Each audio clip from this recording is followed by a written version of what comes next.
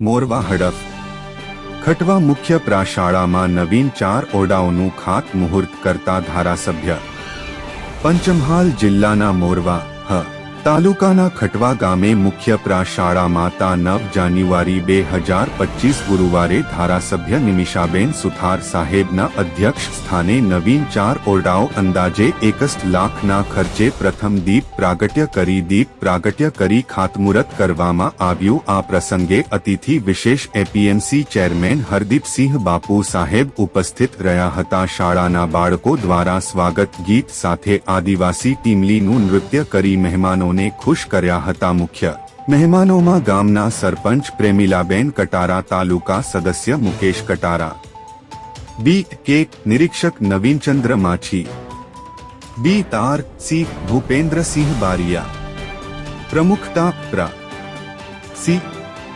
સંઘ મોરવા ઉદયકુમાર બારિયા, માજી આચાર્ય રમેશભાઈ પંડ્યા, માજી સરપંચ અનુભાઈ ડી કટારા, રયજીભાઈ તેમજ ગામમાંથી મોટી સંખ્યામાં યુવાનો, વડીલો, માતાઓ મોટી સંખ્યામાં આવી આ પ્રસંગમાં શોભા વધારી હતી। સાથે ધારાસભ્ય નિમિષાબેન સુથાર સાહેબનો આભાર વ્યક્ત કર્યો હતો।